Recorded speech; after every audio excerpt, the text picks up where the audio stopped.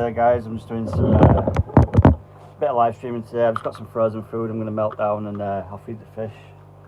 I've got a day off work today because the weather in the UK took a turn for the worst, so we're just in the fish room. I'll bring you around in a second. I'm just trying to get stuff sorted out a little bit.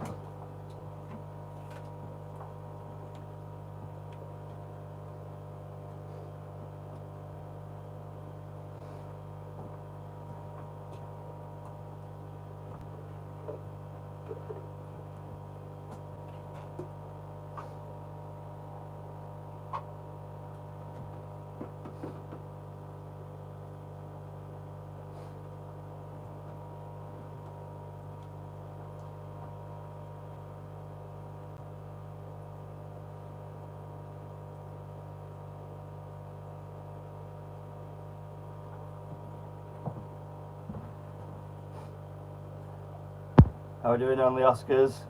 I'm just doing a few bits in the fish room, so I thought I'd just get a live stream going. Yeah, these are all better fish that I've bred recently, so they're playing alright, to be honest, in this tank. It's quite a big tank. It's a low boy type of style one, so they're doing alright in there. How are we doing, Rob? I'm just sorting out my brine shrimp at the minute, so I'm just settling it down so I can feed some of that. Yeah, we're going to do some maintenance today. We've got the Oscar tank here. I've just done a water change on it about 2 days ago, and it's disgusting again. So you can see the mulm and stuff's built up again in the bottom. So it needs backing out, and then we'll stick some new water in. These guys are looking pretty cool. So yeah, we're just going to do some general maintenance things today, I think. I've got the day off work. Thanks, Only Oscars, that's awesome. Yeah, they're pretty nice. I've had them for about 2.5 years now. This is Phantom. You've probably seen them on my channel, on my videos. There's some watermarks and stuff. I want to clean the glass and just do some bits in the fish room today, so that's what we're going to do. That's Phantom and Ghost. He's a big boy. Pretty cool though. Yeah, they're always grumpy, these guys. I've been feeding them these Hikari sinking pellets. Pretty good. See if we can, now they've seen it, they'll want some, so I'll while we're here. Sorry if the sound's a bit rubbish, guys. I haven't got my mic on at the moment.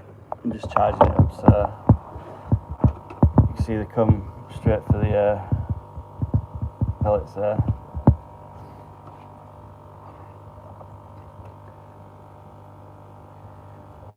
Rob, yeah, so new projects. I've been doing the plants project, which has failed miserably, unfortunately.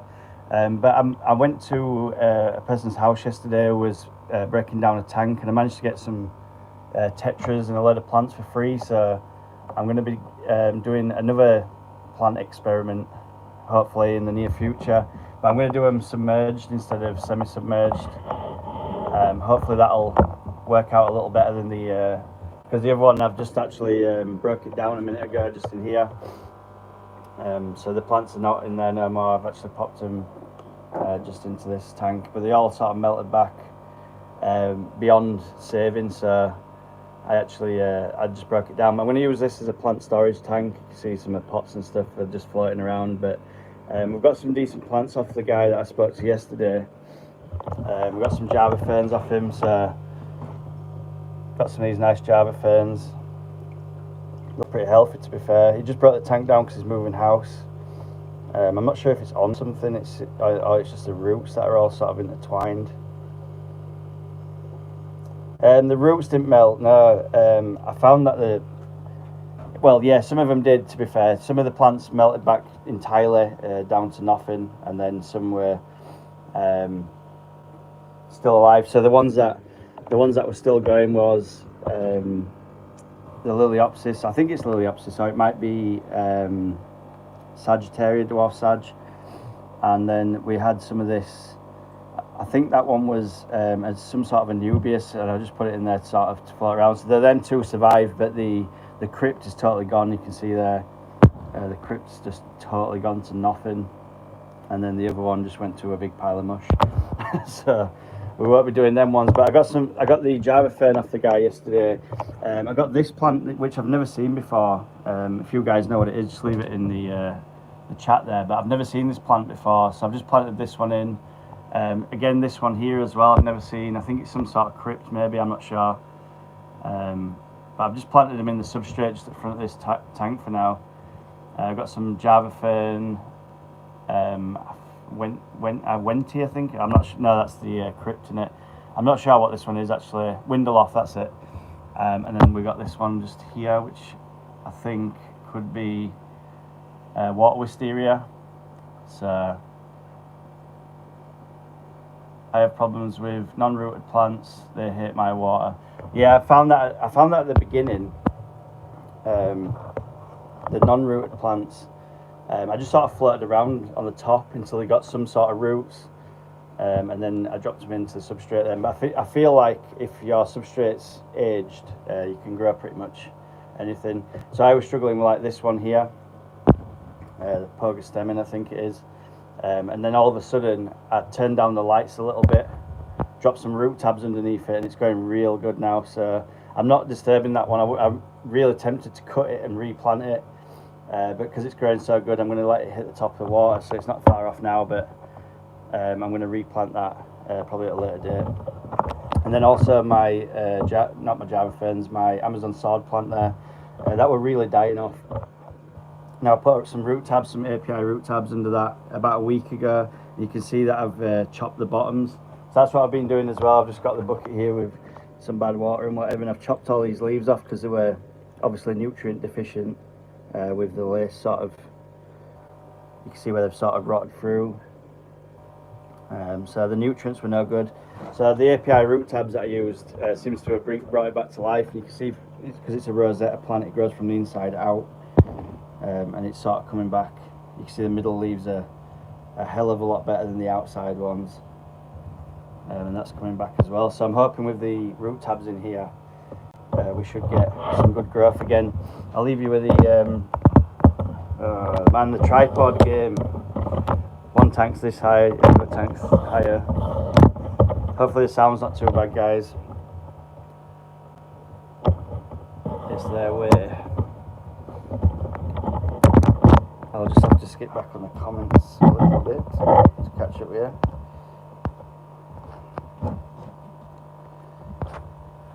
Plants seem to have a mind of their own. Sometimes works, sometimes doesn't. Or sometimes they will just wilt away.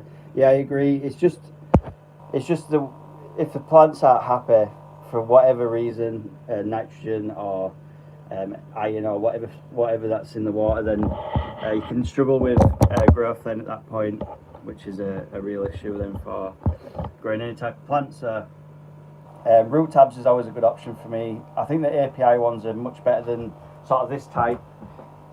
I think, is it Osmocote type? So like these, I bought a load of these off eBay about a year ago, and there was 100 in there. There's probably 99 still in there. And the problem I find with these is once the nutrients have gone out of the little, if you look inside, I don't know if you guys have worked with these before or not. When you look inside, they've got like little sort of balls inside, the Osmocote balls. And what happens is once the nutrients have come out of them, they seem to float to the top of the substrate, and it really, really annoys me, especially like in my planted tank in the house where I've got black gravel, and all the little sort of multicoloured ball things come to the top. But it's a similar sort of sketch with what they're called now, Tropica ones. Tropica do it as well. The similar sort of thing as the Osmocote type.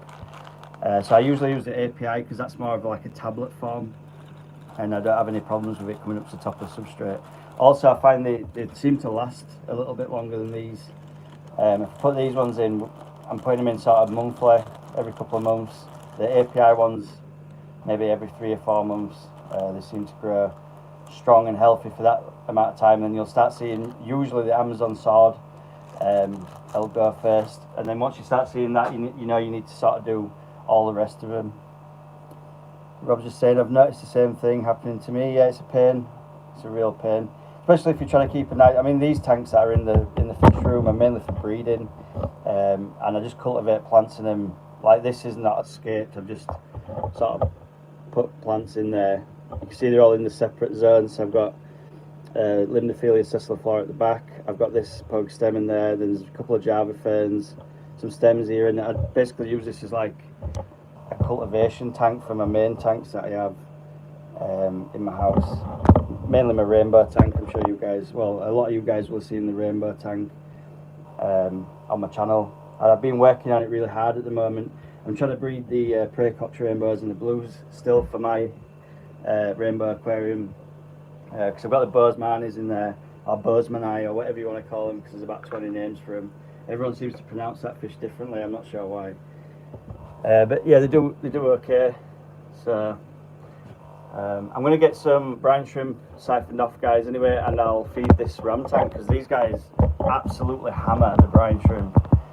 So I'll get some brine shrimp sieved off, and I'll be back with you in 2 minutes, 2 seconds. But feel free to chat in the comments. Always helps my channel out, that as well. I don't do many live streams, but when I do, I try and answer as many questions as I can. I am doing a live stream on Saturday with a gentleman, so I'll put that in the description box below, so you can check that out as well. It's going to be quite a good live stream. I'm also looking to do one with Jeff Pelham, if you guys know him, on his channel pretty soon. So if you've got any questions for me, just drop it in the comments while I'm doing this, and I'll skip back and have a look. Yeah, only Oscar's saying I use liquid fertilizers, if I remember. Yeah, liquid fertilizers are good for Nubius, Java ferns. Oh, that takes from the water column. Most plants do take from the water column. The ones that'll struggle are stuff like the Amazon swords. They really need the root tabs, and they benefit a lot from the root tabs. A lot of stem plants have sort of the retilas, or anything like that. They're very much root tabs as well. They do really a lot better with the root tabs than the liquids.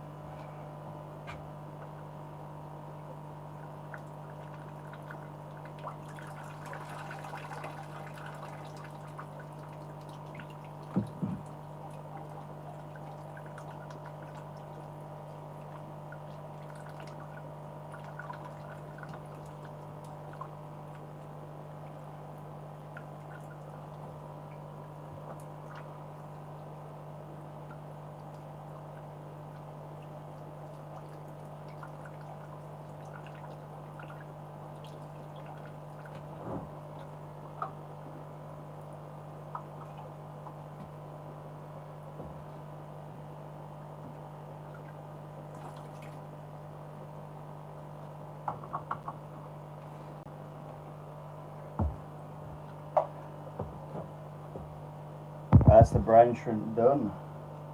So I'll stick some of this liquid gold breeder's food in the tank and see these rams are happy to see it when I find my pipette, because I've lost it, and I always lose it. No matter where I put it, I always lose things in this fish room. It drives me nuts, absolutely nuts. Here we go, found it. So yeah, this is what I use mainly for breeding fish, especially rams. They absolutely love this stuff. Get some of that liquid gold in there. Get some. You just see these rams. They just come from every single angle, from the plants and everywhere. They just come up for some of this baby brine shrimp. Awesome food, this stuff. I actually don't think I would have been able to breed any fish if it weren't for this. Live food in general just really works. You see they love a bit of that brine shrimp action. Same with the betters as well. The betters love this stuff. I'll get you back in on the better fish in a minute. I've just got so many watermarks on my tank because I'm being lazy. Winter days, I'll get you down on the better fish. Yeah, they do. They just come. They pop out from every location in the tank. I'll bring you back in. Look at these, man. It were better with the last batch. This batch is slightly smaller than the last one. The last one was on the count, I think, about 105 gem blue rams. I think there's only about, at a guess, maybe 50, 60 rams in there. I'm just trying to sort of bring them up a little bit, these ones now. Yeah, only Oscars I breed rams. I breed them all the time. That's my main fish that I breed.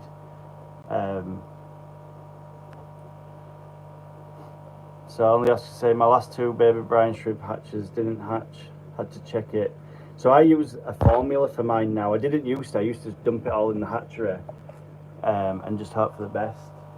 But now I use a formula. So I use 2 litres of water with 4 tablespoons of rock salt or coarse sea salt. That's what I use. I'll show you the salt that I use, and then you can see. So I use this one. It's Whole Food Earth. It's just off Amazon. Get 2 kilo bags of it. It's pretty coarse sea salt. And I use 4 tablespoons of that with 2 litres of water. And then one teaspoon of brine shrimp eggs. And I hatch that every day. And I've been successful with it. I mean, this is I'll see if I can get it on the camera without spilling it all over my fish room floor. I mean, it's pretty orange. I mean, I can't really get a shot. Let's try to put the camera down, and then you can see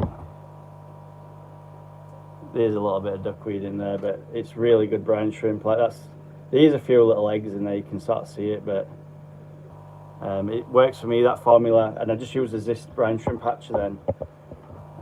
It works. It's worked pretty well for me over the years. And I also, because of the colder months in the UK now, I've been using a heater in my tank, because without the heater it was I feed the Oscars usually lancefish, so frozen lancefish. Just one moment, guys.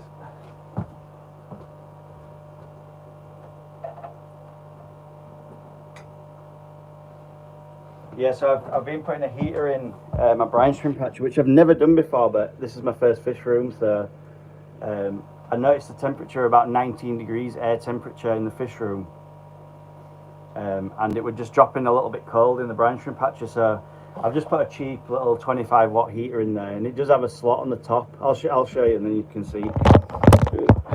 Tripod, fighting with a tripod.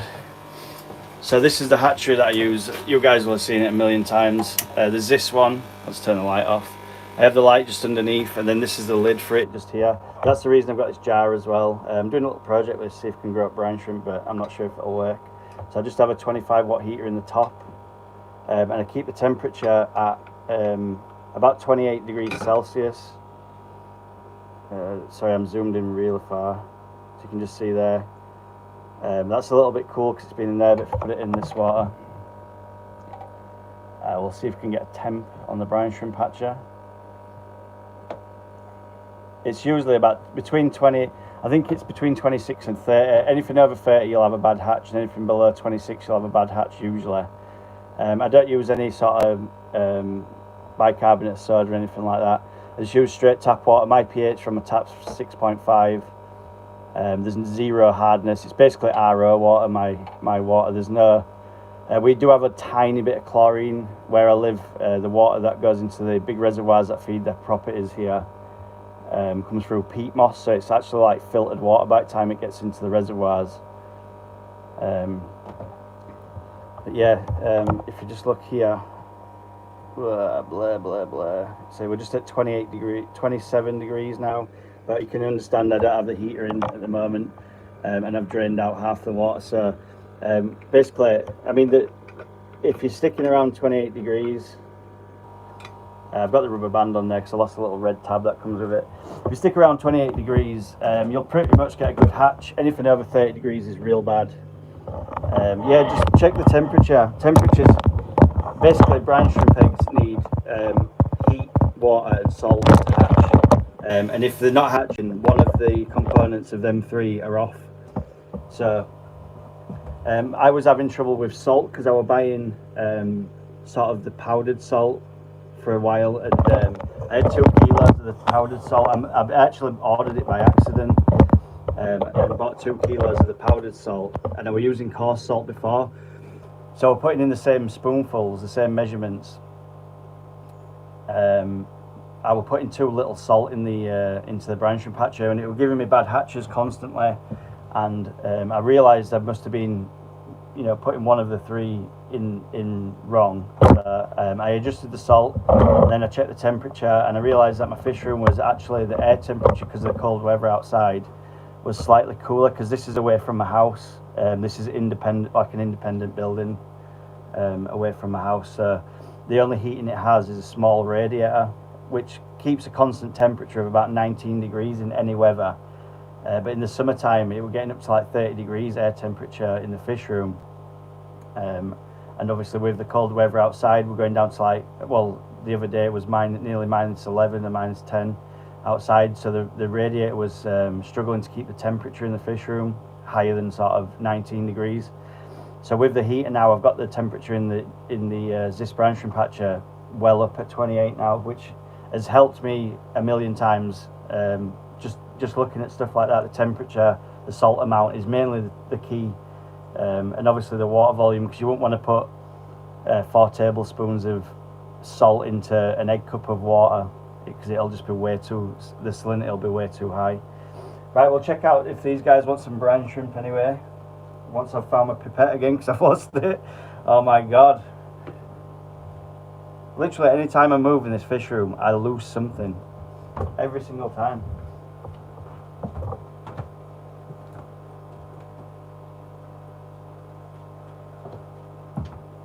Here we go, found it. I need to get like a little chain or something to connect this to me. Right, we'll check out these bears. I mean, they're awesome anyway, but we'll try and get it in the centre. They'll actually come up to the pipette, these guys, and try and eat it. But these guys are about, I don't know, 3 or 4 months old maybe now. And they're doing pretty well. I'm surprised there's no aggression with the amount of betters that are in the tank. I think there's about 70 betters in here. There's some swimming around at the back that haven't noticed the brine shrimps going in yet, so you'll probably see them come in, but let me just catch up on the comments. So only Oscars is just saying, I did the heater with the same Ziss. Yeah, the Ziss one is the one. It's the Rolls Royce of brine shrimp hatches. I didn't check the temp. Yeah, temp. I go for temp. If the temp's at 28, then I'd just try checking your salt. Roughly works out, I'd say like every 500 millilitres of water. I know that's a UK measurement if you're in America or somewhere like that, but 500 millilitres of water is like 1 teaspoon of salt, roughly. I do it off 2 litres of water, which is 4 tablespoons. Yeah, sorry, not teaspoons, tablespoons. So every 500 millilitres is 1 tablespoon. Yeah, they're just starting to get the colours now. They were a little bit sort of grey for a while. I'm getting a lot of reflection as well, because I've set up this new light which is like on the ceiling here. But I feed really heavy, if you guys are wondering, like, oh my god, how much brine shrimp is he putting in that tank? Yeah, the Ziss holds 2 litres of water, so I do 2 litres of water to 4 tablespoons of coarse sea salt at 28 degrees. That's my own formula. I don't know if it'll work for your water, but it seems to work for mine.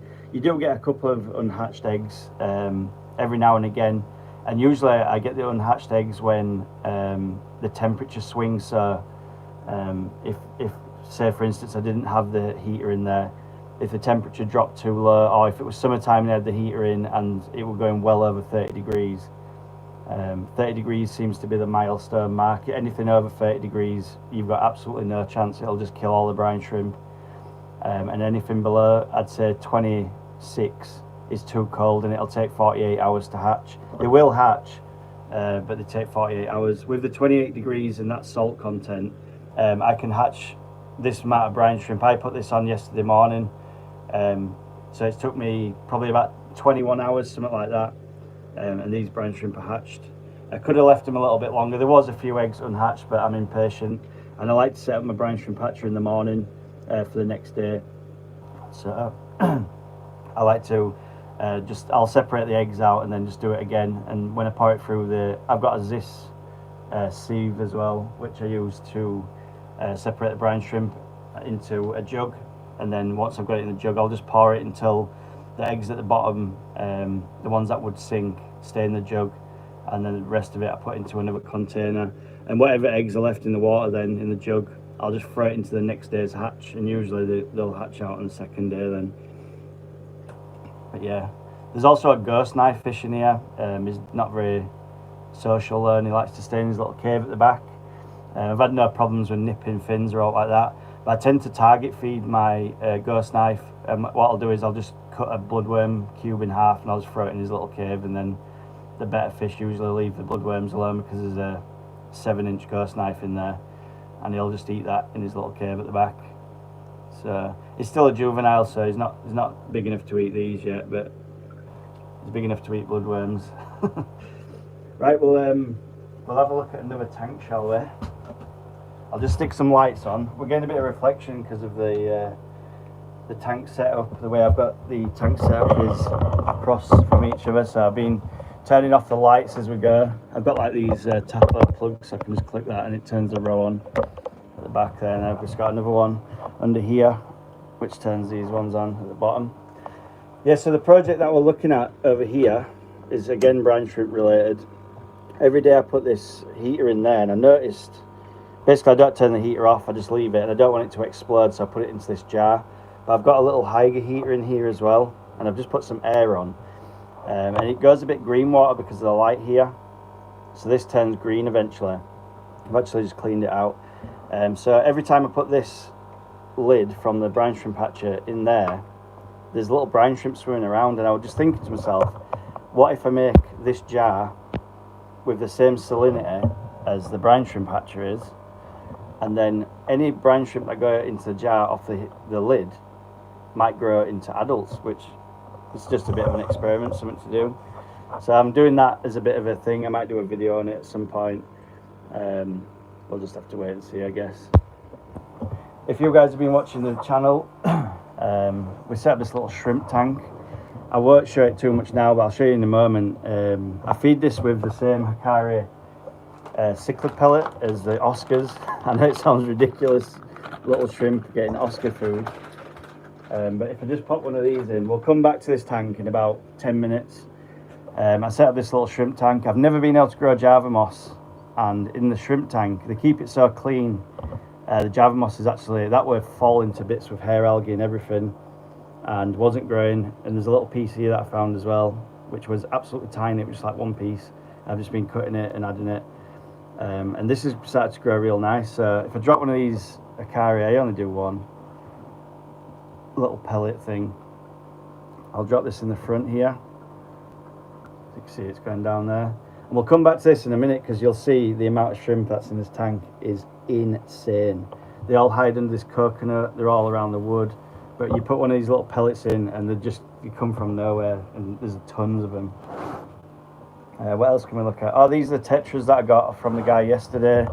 He did give me 2 cardinals as well, but they were in a little container when I got there, and he'd kept them there for a little while, and the cardinals didn't make it. But these 2 are awesome. So there's just one here. I have no idea what they are. I haven't looked into them yet. You guys might know. We're trying to get a good shot. The lights are messing with my camera a little. There's one tetra there. He's doing awesome. I've been feeding him with, in fact I'll give him some brine shrimp right now. So where here we go. So these guys, I'm not sure if the guy before me has ever fed them brine shrimp before, but there's only 2 tetras in here. But obviously they might not have had live food before, so they might be a bit spooky with this. And there's another little tetra just there as well.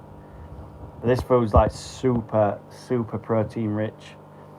If you don't know about baby brine shrimp, yeah, they're a bit spooked by it. They're not sure. I'm sure once they start dancing around in the water a little bit, they'll go to that. But yeah, we can bring them back nice, these, I think. I'm going to feed them up, and they're going to go into one of my community tanks in the house. I've just put them in this tank for now as a quarantine, and I'm just going to keep an eye on them. Just with the cardinals dying, I just want to make sure there's no, make sure they haven't got any worms or any sort of flukes or anything like that. You know, just make sure that they're solid before they go into my tank full of fish. Sometimes new fish can bring, especially if they've been stressed out. You know, with the gentleman who I got them off, who were moving house. So he were wanting to move the fish on, which is unfortunate because after speaking to him, he obviously loves his fish tanks, and it's just a bit of a shame. You know, moving house and things, it's difficult. I've just got a comment just here. Cool, love the shrimp, got to catch them all. Yeah, yeah, I'm just doing that. It's my first shrimp tank, so I'm just trying that out. Not an Oscar, all I really know. Jupiter one saying, how many tanks do I keep? So there's one here, 2, 3, 4, 5, 6, 7, 8, 9, 10, 11, 12, 14, 15, 16. So I've got 18 at the minute running, but I have got 21 in total. But I've got 18 up and running. So there's these 2 rows here, there's one there. There's this tank at the back, the 40 breeder, the 6-foot Oscar tank, and then I've got like these 2, could be tanks, yeah, whatever. And then, oh no, I've got more than that actually, because we've got 3 better tanks as well. So 18, 19, 20, yeah, 21 tanks we've got, and then these little tubs. So 21 tanks in total. Yeah, we've got 21 tanks. One of them's got shrimp in, 3 of them have got betters in. I've got 3 breeding for German blue rams, so this is one of my breeding tanks just here. I've got like a fluval box in it because I thought they were going to spawn. So these are my breeders for my German blue rams. These ones have got them 2 tetras in. These have got baby rams in. This one, sorry, baby rams in, if you can see them. They're quite small still, just there at the back. They like to hide a little bit still. So these baby rams are about 3 weeks old. This is another breeding rams tank. These are Pistogramma cockatoides super red, triple red, super red, whatever it is, pistos. I've got the Praecox rainbow breeding trio, whatever you want to call it. I think about 4 or 5 in there. Another ram breeding tank. This is just a random guppy tank that I'm just doing a bit of a project on, a bit of a Skittles one. This one's the Praecox rainbow and blue rainbow fry tank, which you can barely see. These guys are really small still. Let's see if we can get a shot of them. There we go. They're so small they're hard to get on camera. So these are rainbows. There's probably about 50 fry in this tank. You can see them all over the place there. They're sort of chilling out by the heater. All the bits on top of the water is the Kari first bites. I've just fed these guys. They're the Praecox rainbows, and oops, spin you back around. You don't want to see my ugly face this early in the morning. Yeah, so these are Praecox rainbows and the blue rainbows. This tank's going to be full in a couple of weeks. Because you can't really see how many fish are in there because they're like little eyelashes. I had a bit of a problem with this tank. I had about 70 Praecox rainbows, and I did a massive water change. I don't even know why I did the water change, to be honest, because the water were good. I just did a water change because I was doing the other ones. I water changed it. I came back the next day and every single Praecox were dead, and I was like, what has happened to the tank? But my recent video, I was mentioning that when I put the water dechlorinator in, I didn't measure the value. I just sort of dumped a load in because I was rushing around. And then I think I put too much in with the water dechlorinator. It reduces the oxygen in the tank, and I've only got the sponge filter at the back there. I've got it on really slow, so it's obviously not producing much oxygen at all. It's just sort of breaking the surface for the fry there. They've all scarpered. Yeah, there's some there that you can see. So yeah, I'm hoping I can get back to the point where I was at. The only thing is with rainbow fish, they take so long to grow. I've got a good 6-month project right there. You know, once I'm literally breeding the fish in this tank over here. So I've got spawning mops in the top. Just here, look. And every single Friday, I take the mops out of there and I put them in this tank. And the ones that have hatched, I take these mops out because these are the hatching eggs. So these came out on Friday last week. And I'll take these mops and I'll put them back in there. So every 7 days, it's not ideal, every 10 days is much better, but every 7 days I take the mops from there and put them in here, and the mops from here and put them back in there.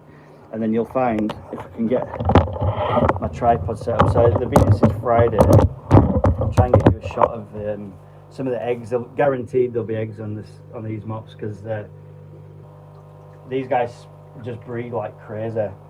So I will be able to find some eggs, I'm pretty sure. If I just look through the mop, it's a bit of a tedious job, but I don't mind. I've said the word, and I've said guaranteed. So now I can't find any. There will be some in here, I'm pretty sure. Oh, in the other one at least. Let's have a look in the other. Yeah, here we go. So they've been spotted. They pick. It's really strange. You can put like 20 mops in a tank, and they'll just pick one. One to go. Wow, there's loads. I'll see if I can get you a shot of these guys, because there's just a big bundle of them. So this is going to be difficult, because these are small. You can see just there. You can see the eggs just here. There's actually a big group of them just there. If I just sort of, it's hard to get the light on the camera so I can see them, but if you look inside that middle bit, you can just see them sort of there. All the little like jewels on the mop. So these are where you can sort of pick them off and throw them in another tank. They're fairly easy to pick off. I'm just trying to get you a cleaner shot. Yeah, you can see them all just in the light there. So what happens is, once I take them out of that tank, I'll place them into the other tank, and we have baby rainbows. And at that point, feeding becomes a very important task. And I would say, if you're going to do any sort of breeding of rainbow fish, Hikari first bites for the first week. Don't try feeding brine shrimp or anything. Just get Hikari first bites and just start bombing it. I'll show you how I do that once I get around here. I'm getting tangled up because I've got my charger going and all sorts of stuff. What I usually do is, I'll pull it up here. I'll just get the little packet. So this is obviously the fry tank. I'll see if I can get my hands on. I'll get the packet, and I've actually got a screw. And the reason for this is a 4-inch screw. You can use other things. Dean from Aquarium Corp uses a paintbrush. I use this because it's got sort of like little ridges, and it holds the brine shrimp on. So I'll get the screw in the bag. I'll get a little bit like that, if you can see that. And then I just tap it all the way across. So I'll do like this sort of tapping motion all the way across. And what happens with the Hikari is, once it hits the water, it spreads out. So it'll spread all over the tank, and it just gives the smaller and less strong fish a chance to get some food. So if you look on the top now, it doesn't look like there's a lot of food, but then if you look from the underneath, I'll just have to go up to my tripod one more time. Sorry for the banging and stuff. If you guys who are watching could leave a like, that'd be awesome as well. It just helps out my channel a little bit. If you look from the underside, you can see the food's just everywhere. Trying to take that glare off. If you look across the bottom, you can see how much it spreads out across the water.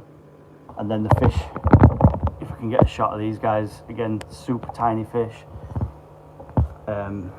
we should be able to get a decent shot, I think. I'm doing this sort of freestyle, this live stream, by the way, guys, if you were wondering why my tripod's flying all over the place and it's not very organised. See if we can get a shot. They are real tiny. Try and zoom out a little.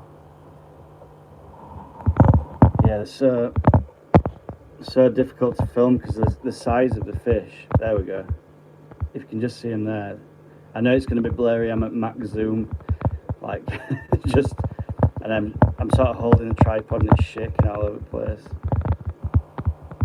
You can see I'm just going in for them little tiny particles of food that are in the water column there. And this will sustain them for at least, just keep them going for about a week on that stuff. And then I usually change, because I'm hatching and growing the fish at the same time.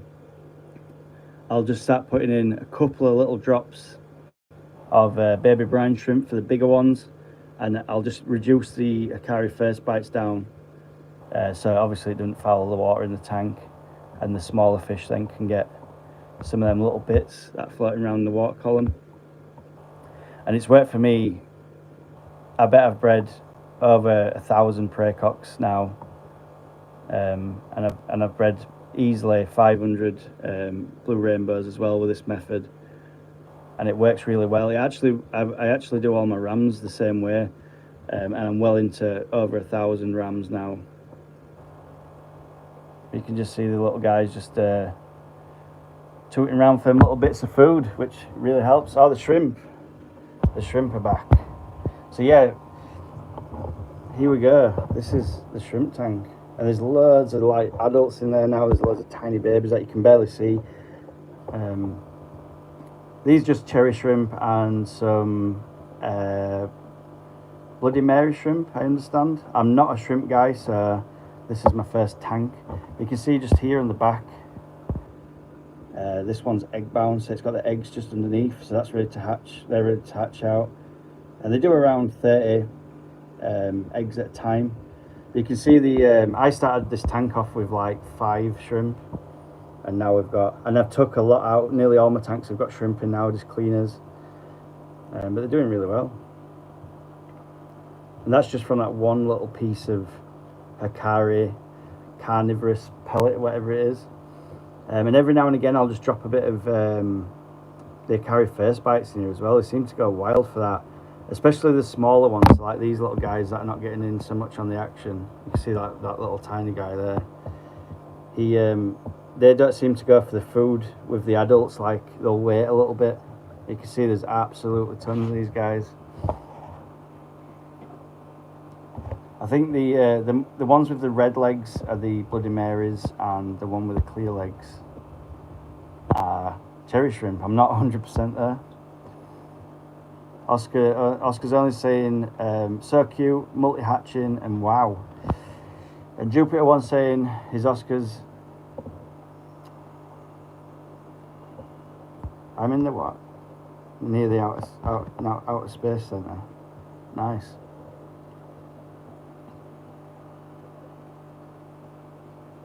Hence the name, Jupiter one.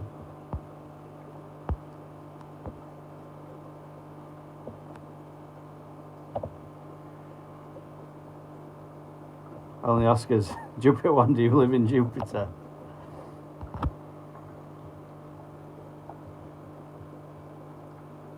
Right, nice name. Yeah, so if you've got any more questions, guys, let me know.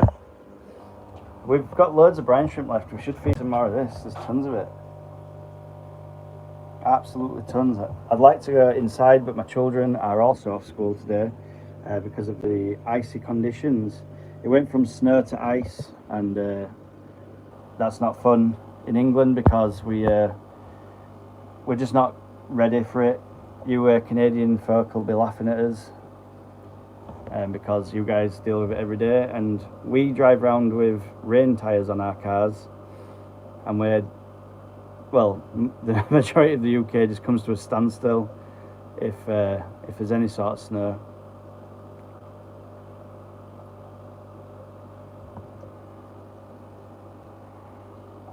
Let's give these rams some brine shrimp. They might breed for me then, because they've been a bit of a pain lately. No eggs from the rams. Let's see if we can get these little baby rams to come out. They might do if they see the brine shrimp. This has gone a little green waterish actually. Only Oscars, no snow where I live. I'm assuming you're in the south somewhere. South America somewhere, maybe.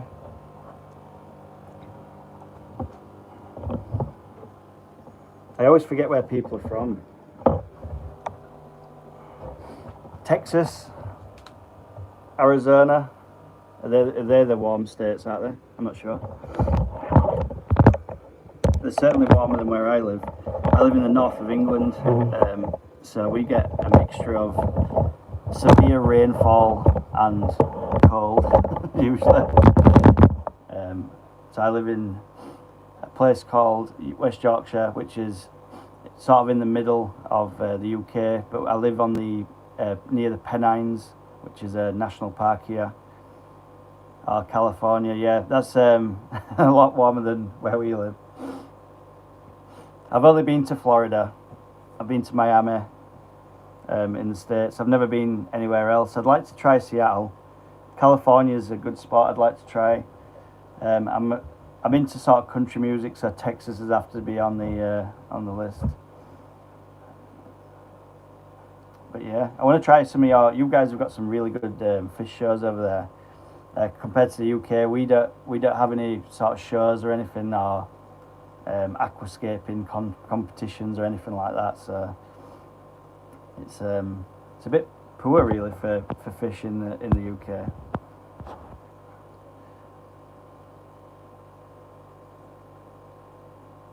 I've been to all states except the original 13. What was the original 13?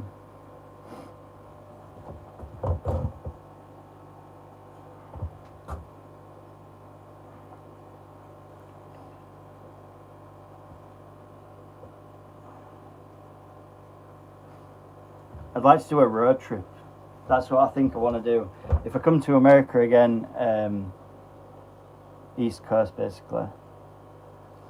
Yeah, so like New York and all that stuff. I'd like to do like a bit of a road trip. Sort of from east to west, I think.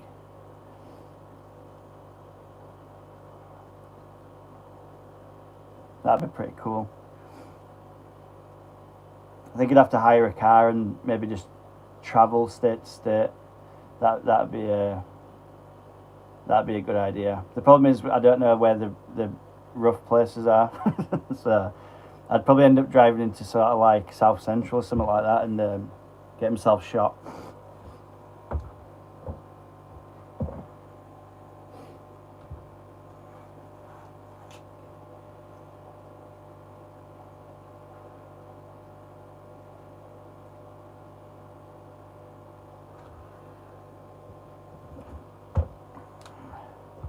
That's a good idea.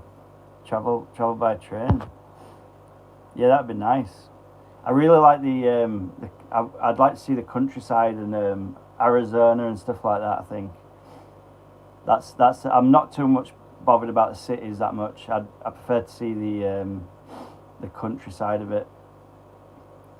So like Death Valley and things like that. I'd like to come and see that.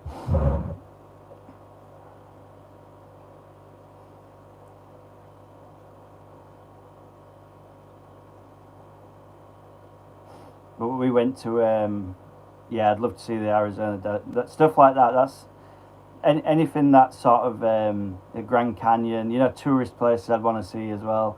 But I'm not too interested in like New York in the winter, like most English people want to go and see. A lot of English people want to go to New York and then like Disneyland and stuff like that. I prefer to see the real America and the old America, the Route 66 and things like that. That's more in my interest, I think. I'd like to see Seattle. I'd love to go to Canada. I will do one day, I'm sure.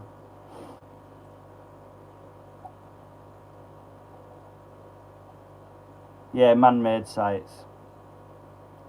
I'd like to see the country, as the country is, not the skyscrapers and things like that. I want to see the old school America. If I could do it my way, I'd be in like a 1960s Mustang and drive the whole country. That's my perfect American romance. I'm not sure I'll get to do that, but that's what I'd love to do.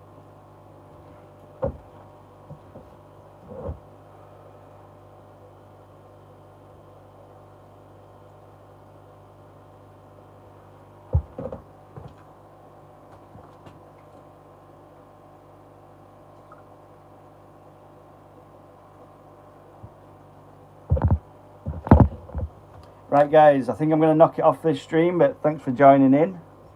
Thanks to Jupiter One and Only Oscars for leaving loads of comments. Real Sports Channel guys, thank you very much. I should be bringing out a new video end of this week if you guys are interested in having a watch. And like I say, I'll be doing some live streams with Jeff Pelham and I've forgotten the other guy's name. I know as Jesse there. So I'll get you a channel page for his live stream coming up as well, which will be on Saturday at Eastern Standard Time US, which is roughly 2 o'clock in the afternoon UK. So we should be doing that stream. So peace out, guys. Enjoy the rest of your day, whatever you're doing, and I'll catch you on the next one.